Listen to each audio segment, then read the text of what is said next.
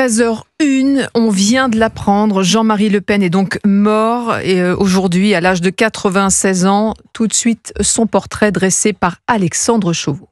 Ce fut l'apogée de sa longue carrière politique. 21 avril 2002, 20h, Jean-Marie Le Pen accède au second tour de l'élection présidentielle. Estimation donc Ipsos, énorme surprise pour cette présidentielle. Premier tour 2002, Édouard Le Cerf, les chiffres. Les chiffres, Jacques Chirac obtiendrait 20%. Derrière lui, Jean-Marie Le Pen obtiendrait 17% des voix. C'est-à-dire qu'on se retrouve actuellement donc avec un deuxième tour qui est Jacques Chirac contre Jean-Marie Le Pen, ce qui est un bouleversement total dans la vie politique française. Sa carrière politique, Jean-Marie Le Pen la débute dans les rangs poujadistes. Élu plus jeune député de l'Assemblée en 1956, il participe la même année à la guerre d'Algérie. 6 ans plus tard, il fonde le Front National, premier succès électoraux dans les années 80 et première provocation des Durafour crématoires au détail de l'histoire qui lui vaudront plusieurs condamnations en justice. Je ne dis pas que les chambres à gaz n'ont pas existé. Je n'ai pas pu moi-même en voir. Je n'ai pas étudié spécialement la question. Mais je crois que c'est un point de détail de l'histoire de la Deuxième Guerre mondiale. Préférence nationale et immigration zéro, le populisme version Le Pen s'enracine jusqu'à ce succès de 2002. La suite, c'est une défaite en 2007 et l'intronisation de sa fille à la tête du parti en 2011. Mais leur relation se dégrade sur fond de nouveaux dérapages. Le fondateur du FN en est exclu en 2015 et quitte la vie politique. En 2022, celui que l'on surnomme le menhir n'est pas convié aux 50 ans du parti. Il s'éteint sans jamais avoir vu sa famille politique accéder au pouvoir. Et c'est une page de l'histoire politique française qui se tourne aujourd'hui. Louis Dragnel, vous êtes le chef du service politique d'Europe 1. Cela Bonjour. faisait plusieurs mois que Jean-Marie Le Pen était malade, hospitalisé. Oui, ça faisait plusieurs mois, plusieurs alertes. Et donc, faut revenir quand même sur ce que disait Alexandre Chauveau. C'est vraiment un monument de la vie politique française qui s'éteint aujourd'hui. Il était surnommé le menhir, notamment en référence à ses origines bretonnes. C'est quelqu'un qui a eu 1000 vies, qui a été pupille de la nation extrêmement jeune, puisque son père, qui était marin-pêcheur, est mort. Il a voulu entrer dans la résistance. Ensuite, il a été militaire. Il est devenu homme politique. Il a été député. Ensuite, il a arrêté ses fonctions pour repartir combattre.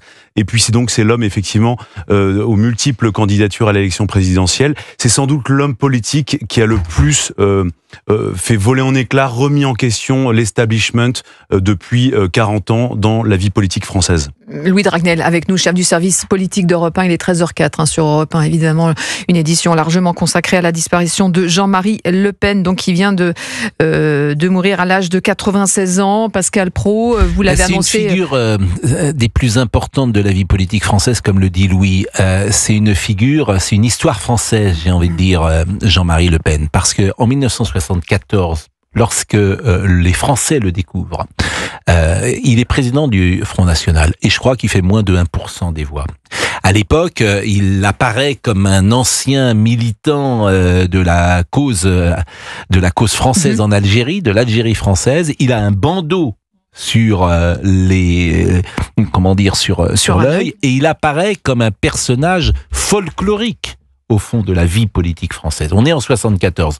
Et la droite, dans ces cas-là, est plus libérale qu'elle ne l'est qu'il ne l'impose, qu'il ne le souhaite à l'époque, et elle est plus progressiste également. C'est Giscard qui va arriver au pouvoir avec la loi sur l'avortement, avec plus tard toutes ces lois qui seront mises en place.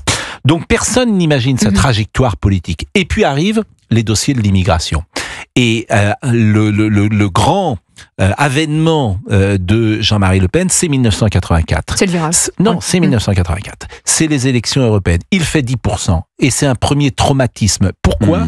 Parce que l'immigration est présente et qu'il arrive sur ces thèmes-là. Et avant 84, il y avait eu les municipales de 1983. Et notamment à Dreux, avec les premiers personnalités politiques du Front National qui avaient été élus. Donc c'est l'avènement du Front National au début des années 80. Et Jean-Marie Le Pen va devenir un personnage incontournable, notamment lorsqu'il fait une célèbre heure de vérité sur le service public qui va rassembler un nombre très important de téléspectateurs. Et puis arrive 84-85, arrive ce dérapage qui va le condamner aux yeux de beaucoup. C'est sur RTL ce jour-là, c'est dans l'émission, je crois, du grand jury d'RTL, où le soir, il dit c'est un point de détail de l'histoire que sont les chambres à gaz, et il se met en dehors de la vie politique, j'ai envie de dire, traditionnelle. Et puis le Front National va continuer, évidemment, de perdurer jusqu'en 2002 avec cette présence au deuxième tour. Et puis, la suite, ça sera Marine Le Pen. Avec des rapports compliqués, on peut le dire, avec sa fille, à la fois fusionnelle, il y a de la filiation, et en même temps, c'est elle qui, quelque part, parce que l'a mis de côté. Elle va comprendre qu'il faut, entre guillemets, dédiaboliser cette image, et elle va vouloir se séparer de cette image du Front National tel qu'il avait été créé, parce qu'il est créé effectivement avec une nébuleuse parfois de gens, tout ça est un petit peu compliqué, mais parfois des gens qui sont passés par Vichy, mais beaucoup de gens passaient par Vichy. Je rappelle que François Mitterrand est aussi passé par Vichy et qu'il a eu la Francisque, donc tout ça est toujours un peu plus complexe, mais en tout cas elle a la vocation, Marine Le Pen, d'amener une nouvelle génération de dirigeants, que symbolise d'ailleurs Jordan Bardella, et d'écarter ces vieux grognards qui étaient jugés comme l'extrême droite française, et notamment liés à l'Algérie française. 13h07, on est sur Europe 1 avec Pascal Praud et avec Louis Dragnel, chef du service politique d'Europe 1. On revient sur la disparition, on vient de l'apprendre, Jean-Marie Le Pen est donc mort à l'âge de 96 ans. Sur les rapports, Louis Dragnel, entre Marine Le Pen et son père, ça a été vraiment un virage. Enfin, ça a été un virage, mais vous savez, dans les histoires de famille, c'est toujours beaucoup plus complexe. C'est-à-dire que Jean-Marie Le Pen, certes, oui, a été exclu, on voulait beaucoup à sa fille, a été exclu à l'époque du Front National, et pourtant, les associations qu'il présidait de financement du Front National continuaient de financer Marine Le Pen. Donc, il y a malgré tout, et ça c'est très propre aussi à la famille Le Pen, tout le monde se déchire, tout le monde parfois se dispute, mais il y a quand même l'intérêt politique qui prime toujours, et jusqu'au bout, Jean-Marie Le Pen a toujours, malgré tout, privilégié ce lien et n'a pas tout fait pour détruire sa fille. À chaque fois, on voyait dans les élections, les 2 dernières élections présidentielles notamment, Marine Le Pen redoutait la déclaration de Jean-Marie Le Pen de dernière minute qui aurait pu la faire baisser dans les sondages. Mais malgré tout, voilà, c'est resté une famille un peu française, comme il en existe beaucoup, avec des désaccords, mais qui est restée unie autour quand même d'idées politiques communes, d'un projet politique commun. Ce qu'il faut bien avoir en tête aussi, c'est que Jean-Marie Le Pen, c'était aussi un homme extrêmement complexe, qui avait des amitiés, par exemple, qu'on ne soupçonne pas. Je parle sous le contrôle de Pascal Praud, qui connaît mieux ça que moi, mais avec des personnalités, des artistes, des personnalités du monde du spectacle.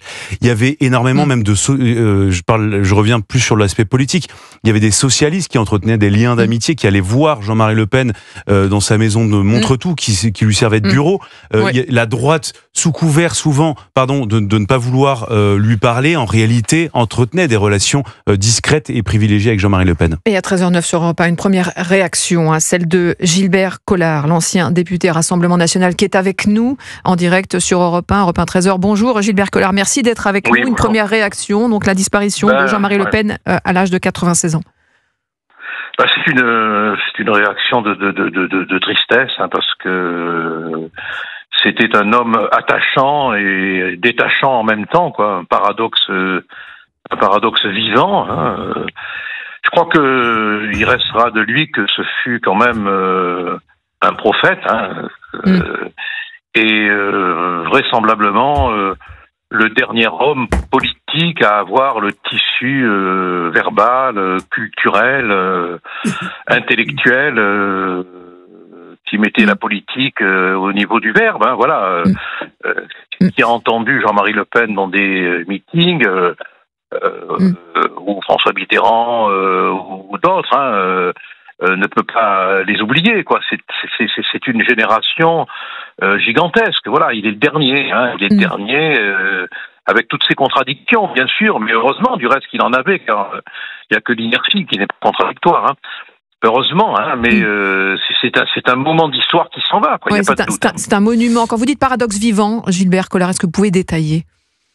Parce que il fallait le connaître, Jean-Marie Le Pen, il était pour tout ce qui est contre et contre tout ce qui est pour. C'était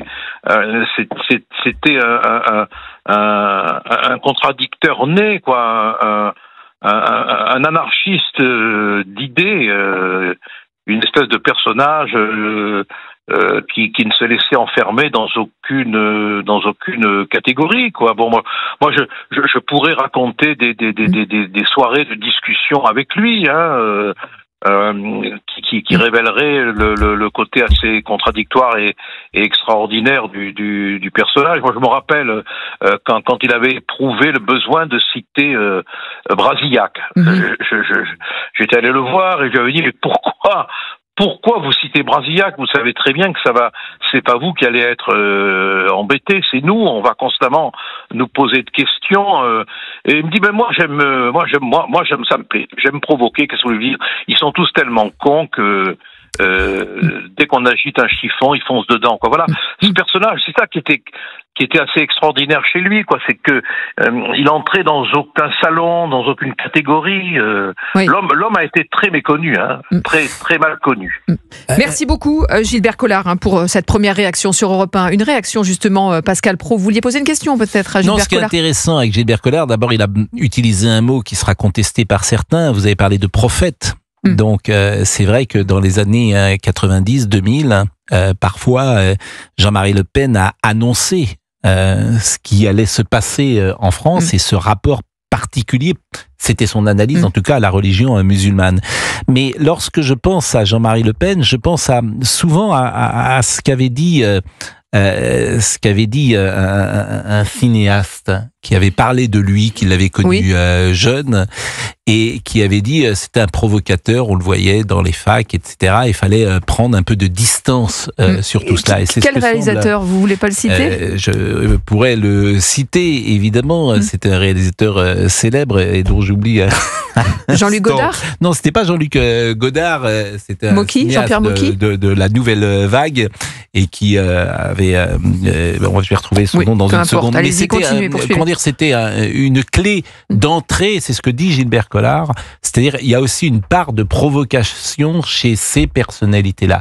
Et là où Collard a aussi raison de dire, c'est qu'on pense ce qu'on veut de Le Pen, mais dans l'analyse historique, dans la prise de parole, dans le tribun qu'il est, dans l'efficacité qu'il avait, et c'est aussi pour ça que ça a fortement marché dans les années 80, et notamment, vous pouvez revoir des émissions comme L'heure de vérité, il y a effectivement une façon de s'exprimer, une manière de parler qui est assez exceptionnelle, disons-le, qu'on soit d'accord ou pas d'accord avec lui. Le charisme personnel de Jean-Marie Le Pen fait de lui un homme d'un ancien temps et qu'on ne retrouve plus, forcément aujourd'hui. Un prophète et un paradoxe vivant, c'est ce que disait Gilbert Collard sur Europe 1 il y a quelques instants. Merci beaucoup Pascal Praud, et nul doute que vous y consacrerez une grande partie de votre émission ce soir, l'heure des pros sur CNews.